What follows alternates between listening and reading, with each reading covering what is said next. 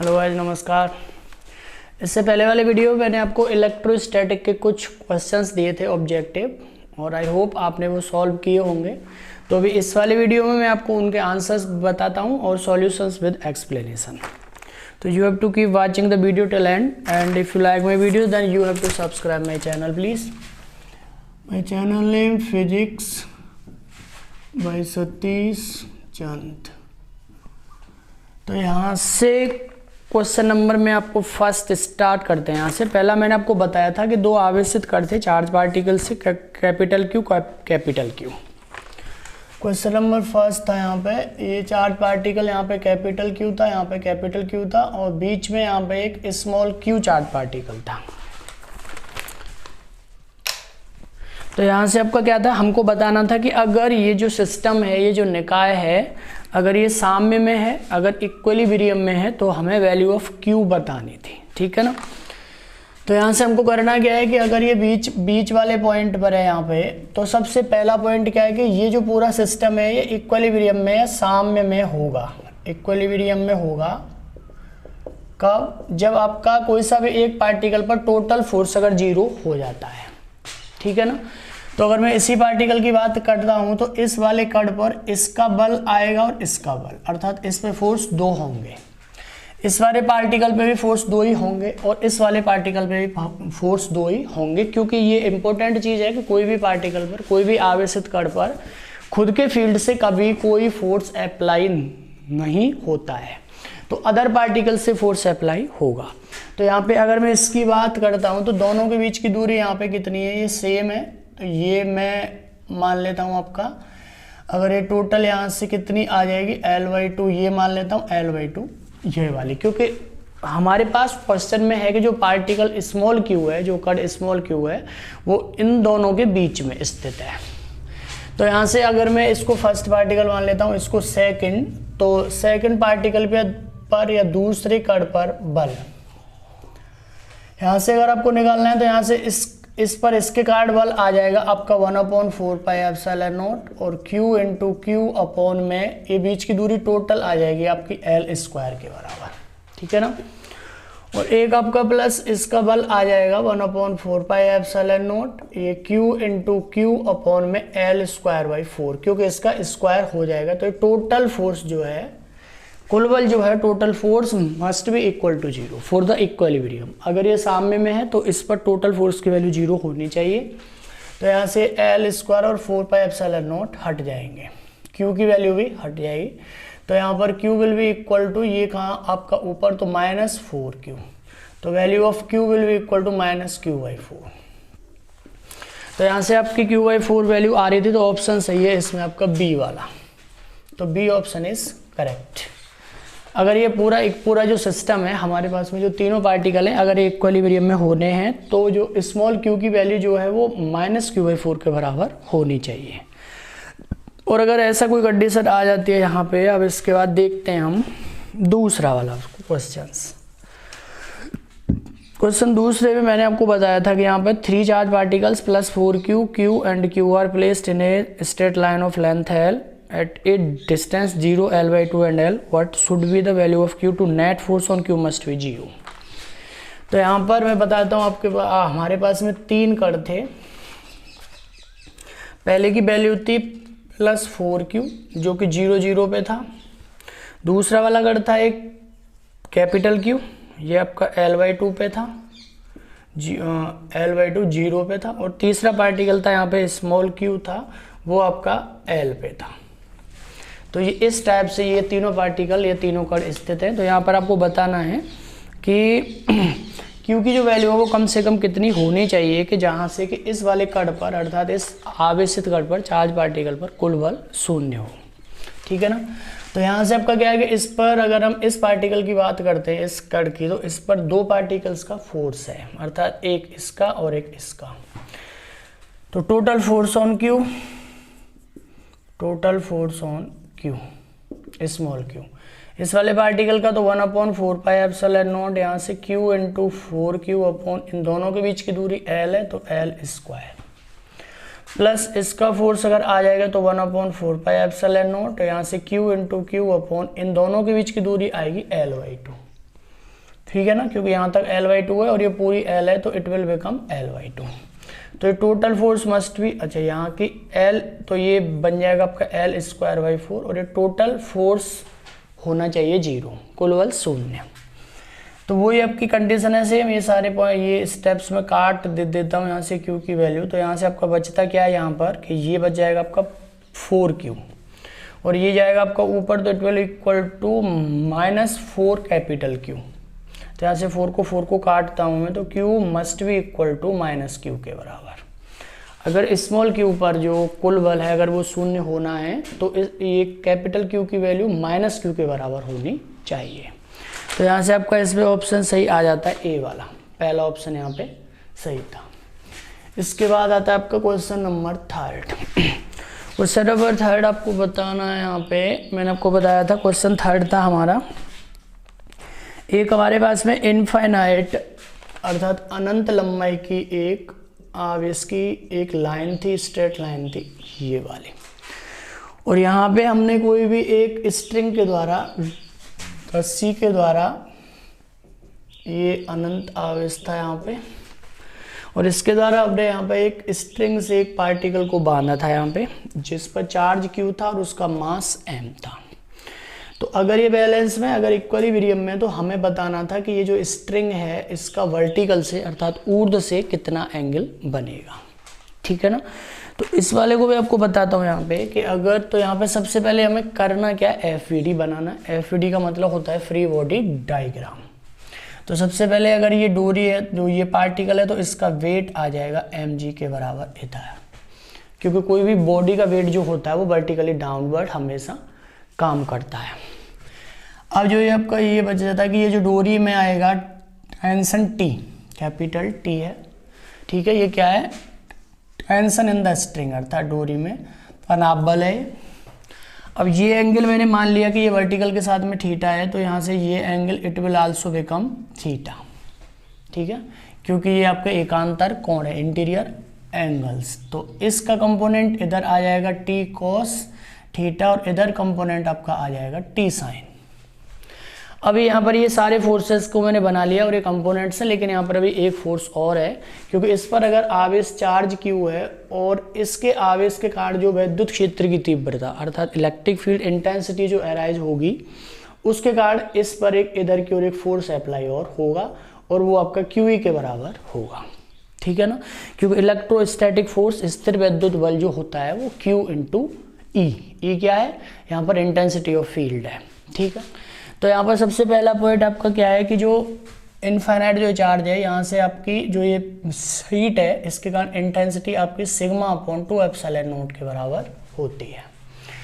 Sigma क्या है यहाँ पे, कूलाम पर मीटर अर्थात एकांक लंबाई पर आवेश का मान है, चार्ज पर यूनिट लेंथ है।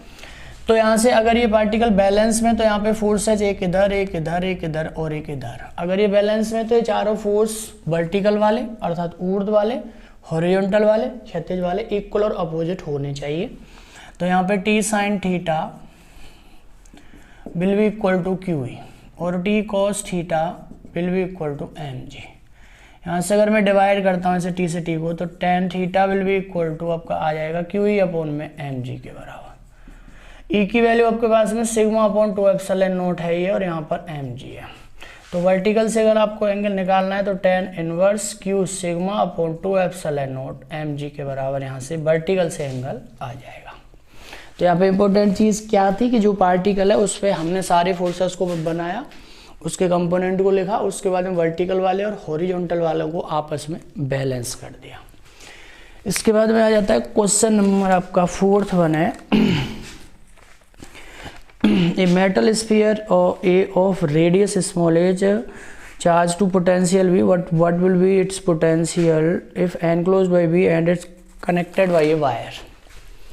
क्वेश्चन नंबर 4th वन करते हैं यहाँ से अपन लोग।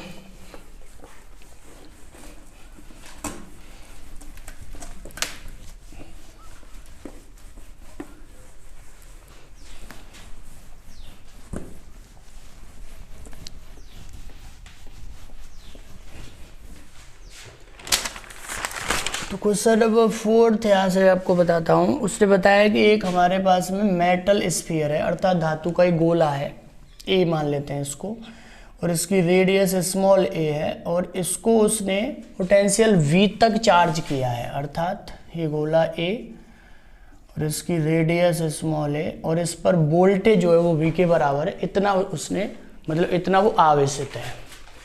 इसको फिर हम यहाँ पर एक और दूसरा हमारे पास में गोला स्फीयर है, उसके द्वारा इसको कवर्ड किया, और यहाँ पर इसको क्या कर दिया, इसको यहाँ पर इसको जोड़ दिया एक वायर से। ये गोला आपका बी है और रेडियस इसकी स्मॉल बी है, ठीक है ना।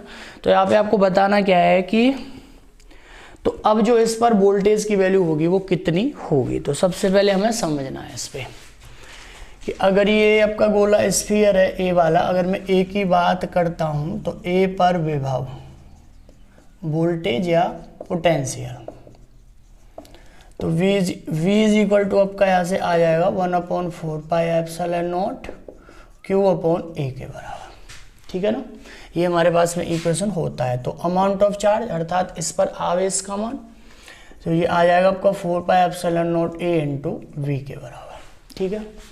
अब यहाँ से आपका क्या है कि अगर इसको आपने वायर से कनेक्ट किया है तो total charge will transfer on B, अर्थात इसको तार से जोड़ने पर जो इसका पूरा आवेश है वो इसके बाहर सतह पर आ जाएगा, ठीक है ना। क्यों कोई भी चालक की आवेश जो है वो उसकी सतह पर होता है। तो यहाँ पर तो इसलिए बी पर आवेश, बी पर चार्ज या आवेश की वैल्यू आपकी इतनी आ जाएगी क्यू के बराबर, जो आपके पास में 4 pi epsilon naught A into V के बराबर है। तो इसलिए वोल्टेज ऑन बी, अर्थात जो बी वाला है, जो स्फीयर बड़े वाला है, उस पर वोल्टेज की वैल्यू 1/4 पाई एप्सिलॉन नॉट, और क्यू की वैल्यू आपके पास में 4 pi epsilon naught A into V के बराबर है ये, और यहाँ पर अपॉन में बी, ठीक है ना। तो यहाँ से 4 पाई एप्सिलॉन को काट देता हूँ तो it will become A upon B into V. अब ये आपकी वोल्टेज की वैल्यू आती है बी पर, और आपको पता है कि कोई भी गोलीय चालक अगर खोखला है तो जितना वोल्टेज या जितना विभव उसकी सतह पर होता है उतना ही उसके अंदर पूरे एंटायर उसके अर्थात कहीं भी अंदर स्थित कोई भी बिंदु पर उतना ही होता है। तो इस कार्ड से फाइनली पोटेंशियल ऑन ए, अर्थात ए पर वोल्टेज की वैल्यू इतने के बराबर आ जाएगी, तो ए अपॉन बी इंटू वी के बराबर। तो यहाँ से आपको ऑप्शन सही टिक करना है, सी ऑप्शन है आपका, यहाँ पे ऑप्शन सही है सी वाला, ए अपॉन बी इंटू बी के बराबर। क्वेश्चन नंबर 5 आपका इजी था, थ्योरेटिकली है कि as one follows a given electric field in the direction of field does the potential will decrease. और अगर हम कोई भी विद्युत क्षेत्र में क्षेत्र की डायरेक्शन में ही जाते हैं तो ओबियसली बात है वहाँ पे विद्युत क्षेत्र की तीव्रता कम होती जाएगी, तो पोटेंशियल की वैल्यू भी कम होती जाएगी। तो आपको क्वेश्चन नंबर 5 में टिक करना है कि विल डिक्रीज, अर्थात घटेगी पोटेंशियल की वैल्यू अगर हम कोई भी विद्युत क्षेत्र में क्षेत्र की डायरेक्शन में ही जाते हैं तो, ठीक है ना। क्वेश्चन नंबर 6 था आपका, यहाँ पे 6वां क्वेश्चन बताता हूँ आपको। यहाँ से क्वेश्चन 6 में आपके पास में एक सिस्टम था, इस सिस्टम में यहाँ से क्या था कि यहाँ पे -2q चार्ज था, यहाँ पे q चार्ज था और यहाँ पे q चार्ज है, और ये जो आपकी वैल्यू है वो L के बराबर है, और ये तीनों साइड इक्वल है, अर्थात ये समबाहु त्रिभुज है। तो यहाँ पर आपको बताना था कि इस पूरे सिस्टम का कुल टोटल डाइपोल मोमेंट, अर्थात आपको बताना है यहाँ पे कुल द्विध्रुव आघूर्ण का मान, अर्थात net dipole moment of the system यहाँ पे। तो यहाँ से सबसे पहला पॉइंट हम करते क्या है कि यहाँ पे डाइपोल आपके बन जाएंगे 2, ठीक है ना। इसमें से अगर मैं -q चार्ज को मतलब -2q चार्ज को 2 पार्ट में एज्यूम करता हूँ तो एक आपका डाइपोल बन जाएगा ये वाला और एक डाइपोल आपका ये वाला। और डाइपोल अर्थात p वेक्टर की जो डायरेक्शन होती है वो हमेशा -q चार्ज से +q चार्ज की ओर होती है। तो एक आपका डाइपोल इधर और एक आपका डाइपोल वेक्टर इधर, अर्थात p वेक्टर और p वेक्टर दोनों की वैल्यू इक्वली आएगी क्योंकि अमाउंट ऑफ चार्ज सेम है, अर्थात आवेश की मात्रा समान है और दोनों के बीच की दूरी भी बराबर है। अब दोनों के बीच का एंगल यहाँ पे आएगा 60, क्योंकि इस वाले ट्रायंगल के तीनों जो आपके एंगल होंगे वो सेम होंगे 60 60 60। तो यहाँ पर एक आपकी P की वैल्यू आ जाएगी Q इंटू एल के बराबर, ठीक है ना। और यहाँ पे आपके डाइपोल मोमेंट दो हैं, एक और दो। तो यहाँ पर अगर आपको कुल आघूर्ण निकालना है तो P will be equal to total P square plus 2P into cos theta या कॉस 60, ठीक है ना। तो यहाँ पर इसकी वैल्यू तो P square plus P square, और यहाँ से cos 60 की वैल्यू मैं कर सकता हूँ 1/2, 2 से 2 को काटता हूँ तो it will become 3P square, और यहाँ से आ जाएगा आपका P√3, ठीक है ना। और P की वैल्यू आपकी Q इंटू एल के बराबर है। तो यहाँ पर कुल आघूर्ण की वैल्यू आ जाएगी √3 इंटू QL, ठीक है ना। तो ये था आपका dipole moment total of system. Question number 7 बताता हूँ आपको। क्वेश्चन 7 मैंने आपको बताया था कि एक आपके पास में कोई बॉब है, अर्थात कोई गोला है, उसका मास आपको पता था 80 था, मिलीग्राम था, उस पर आवेश का मान था 2 × 10⁻⁻8 कूलाम था, और विद्युत क्षेत्र की तीव्रता थी 20 किलोवोल्ट पर मीटर था। हॉरिजॉन्टली था वो क्षेत्र, अर्थात क्षैतिज में था। तो वहाँ पर अगर वो बैलेंस में, तो आपको बताना था वहाँ पर कि जो डोरी में उत्पन्न तनाव और ऊर्ध्व के साथ जो एंगल होगा, वर्टिकल के साथ जो एंगल बनेगा, उसकी वैल्यू आपको बतानी थी। तो देखो बताता हूँ यहाँ पे क्वेश्चन नंबर 7।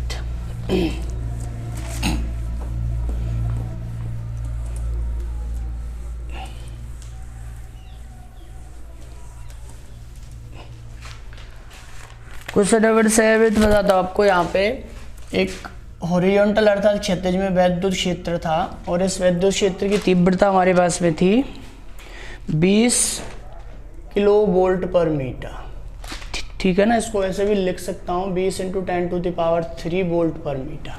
ये आपके वैद्युत क्षेत्र की तीव्रता का मान था। और यहाँ पर एक स्ट्रिंग से बांध करके कोई बॉब को यहाँ पर बैलेंस में था, उसका मास वेट mg इधर और डोरी में तनाव T इधर। तो वही कंडीशन जो आपके तीसरे वाले क्वेश्चन में थी वही है सेम। वर्टिकल से एंगल अगर यहाँ पर थीटा मानता हूँ तो इधर आ जाएगा आपका T cos थीटा, और इधर आ जाएगा T sin थीटा, और इधर आएगा आपका वैद्युत क्षेत्र के कारण बल QE के बराबर। FVD आपका कंप्लीट, और FVD अगर कंप्लीट है तो बस यहाँ पर आपको करना क्या है कि अगर ये बैलेंस में है तो सभी फोर्स है जो हैं क्षैतिज वाले और ऊर्ध्व वाले, अर्थात हॉरिजॉन्टल वाले और वर्टिकल वाले आपको बैलेंस में करने। क्वेश्चन नंबर 7 था। इसमें ईजी सी बात है कि T sin थीटा की वैल्यू आपकी QE के बराबर है, और T cos थीटा की वैल्यू mg के बराबर है। तो सबसे पहले अगर हमें एंगल की वैल्यू फाइंड करनी है कि वो ऊर्ध्व के साथ जो उसका एंगल बन रहा है कोण, तो यहाँ से इसका अगर मैं डिवाइड कर देता हूँ तो tan theta will be equal to amount of charge है आपका Q की वैल्यू 2 × 10⁻⁸। तो 2 × 10⁻⁸, वैद्युत क्षेत्र की तीव्रता है 20 × 10⁻3, और यहाँ से m की वैल्यू 80 मिलीग्राम है, तो यहाँ पे 10⁻³ × 10⁻³ kg, और वैल्यू ऑफ g आपकी आ जाएगी 10, ठीक है ना। तो यहाँ से आपका 10 या अप्रोक्सीमेट 9.8 भी यहाँ पर हम मान सकते हैं। तो इसको अगर वे सॉल्व करते हैं यहाँ से, तो इसकी वैल्यू कितनी आ जाएगी यहाँ पे यहाँ से वैल्यू आपकी 3 3 6 और ऊपर जाएंगे 9। तो यहाँ से बच जाएगा आपका, इससे इसको काटता हूँ तो ऊपर बचेगा आपका 4 × 10⁻1/80 के बराबर। इसको काटता हूँ तो इट विल बिकम 1/2, तो ये 0.5 के अप्रोक्सीमेट। तो आपका वर्टिकल से जो एंगल है वो tan इनवर्स 0.5 के बराबर आ जाएगा। अब आपको यहाँ पे निकालना क्या था, डोरी में तनाव। तो सिंपल सी बात है, अगर आपके पास में एंगल की वैल्यू है तो चाहे तो भले इससे या फिर इससे, हमारे पास में सारी वैल्यूज हैं ही हैं। तो यहाँ से अगर हम निकाल लेते हैं कि ये हमारे पास में अगर ये क्या है, ये आपका tan थीटा की वैल्यू 1/2 है, तो it is perpendicular, it is weight, क्योंकि हम जानते हैं कि tan थीटा बराबर होता है लंब बटे आधार। तो यहाँ से आपका हाइपोटेनियस अर्थात कर्ण की वैल्यू यहाँ से आ जाएगी आपकी √5 के बराबर। तो यहाँ से इसमें अगर मैं वैल्यू पुट करता हूँ तो t × sin थीटा आपका होता है परपेंडिकुलर अपॉन हाइपोटेनियस। तो 1/√5 इज इक्वल टू Q की वैल्यू आपके पास में 2 × 10⁻⁸ है, और इलेक्ट्रिक फील्ड विद्युत क्षेत्र की तीव्रता का मान इतना है ही है। इसको सॉल्व करने के बाद में we can find out the value of tension T. यहाँ से हम डोरी में जो तनाव है उसका मान ज्ञात कर सकते हैं। और ये आपका अप्रोक्सीमेट इसमें ऑप्शन में दिया हुआ है 8.8 इंटू 10⁴ न्यूटन के बराबर आ जाएगा। ये था आपका क्वेश्चन नंबर 7। इसके बाद यहाँ पे क्वेश्चन नंबर 8 वन है। 8 वन में आपको बताता हूँ। क्वेश्चन नंबर 8वां क्लियर आ रहा है। क्वेश्चन नंबर 8 था आपका यहाँ पे कि आपका एक सिस्टम दिया हुआ था। यहाँ पे ट्रायंगल है ये वाला यहाँ पे, और इसके हर कॉर्नर पे अमाउंट ऑफ चार्ज Q है। तो इसके सेंटर पे आपको विद्युत क्षेत्र की तीव्रता निकालनी थी। तो इजी सी बात है, मैं आपको शॉर्ट में इसको बता देता हूँ, क्योंकि यहाँ से ना सेंटर से जो है इस सब की दूरी बराबर है, अर्थात R अगर हम मानते हैं तो, और अमाउंट ऑफ चार्ज इक्वल है। तो अगर तीन फोर्सेस जो हैं, इसका इधर, इसका इधर और इसका इधर, अगर तीनों इक्वल है, क्योंकि अमाउंट ऑफ चार्ज सेम है, आवेश की मात्रा समान है और दूरी भी समान है, और तीनों के बीच का एंगल भी समान है 120, और यहाँ पे 120 और 120। तो यहाँ पे वेक्टर के अकॉर्डिंग, वेक्टर के हिसाब से अगर तीन बल हैं, अगर तीन वेक्टर्स हैं, फोर्सेस हैं, अगर वो इक्वल हैं और उनके बीच के एंगल सेम है, तो टोटल जो आएगा उनका आउटपुट विल बी 0। तो यहाँ पर विद्युत क्षेत्र की तीव्रता का मान 0 होगा। आपको ये याद रखना है। क्वेश्चन नंबर 9 है। सेकंड लास्ट क्वेश्चन में आपको बताता हूँ कि दो यहाँ पर एक ये गोला था, स्फीयर एक ये है, और इस अंदर वाले पे पॉजिटिव चार्ज है और बाहर वाला हमने क्या कर रखा है, उसकी अर्थिंग। तो यहाँ पर ऑप्शन थे आपके 4 ऑप्शन थे, आपको बताने थे। पहला ऑप्शन था कि यहाँ पे कि दोनों पर, अर्थात बी गोले पर और ए पर आवेश घनत्व के मान बराबर होंगे। ठीक है ना, ये बात गलत है, क्योंकि दोनों के लिए सबसे पहला तो पॉइंट ये कि रेडियस की वैल्यू अलग अलग है और इसकी अर्थिंग भी है, तो यहाँ से पहला ऑप्शन गलत है। दूसरा ऑप्शन था यहाँ पे कि फील्ड इनसाइड एंड आउटसाइड ए 0, अर्थात ए के अंदर और बाहर विद्युत क्षेत्र की तीव्रता जो है वो 0 होगी। ये ऑप्शन भी गलत है, क्योंकि गोलीय खोखले चालक के अंदर विद्युत क्षेत्र की तीव्रता 0 हो सकती है, लेकिन बाहर कुछ न कुछ तीव्रता होगी। खोखले के अंदर विद्युत क्षेत्र की तीव्रता 0 होती है। तो यहाँ पर एक चीज आपको ध्यान रखना है कि जहाँ पर विद्युत क्षेत्र 0 हो, वहाँ पर विभव अर्थात वोल्टेज 0 हो भी सकता है और नहीं भी हो सकता है। जहाँ पर फील्ड इंटेंसिटी 0 हो, वहाँ पर पोटेंशियल जो है वो 0 हो भी सकता है और 0 नहीं भी हो सकता है। लेकिन जहाँ पर पोटेंशियल 0 हो, वहाँ पर विद्युत क्षेत्र की तीव्रता एब्सोल्युटली 0 होगी। पोटेंशियल जहाँ पर 0 है, वहाँ पर फील्ड इंटेंसिटी 0 जरूर होगी। ये इंपॉर्टेंट पॉइंट है, इसको you have to note it. इसके बाद में क्वेश्चन नंबर सी था कि between A and B electric field is not 0। ये वाला ऑप्शन आपका सही है, क्योंकि सी के ए और बी के बीच में ये जो क्षेत्र है, यहाँ पर कुछ ना कुछ विद्युत क्षेत्र की तीव्रता होगी। तो आपका ऑप्शन सी करेक्ट है। इसके बाद में आता है क्वेश्चन लास्ट 10th।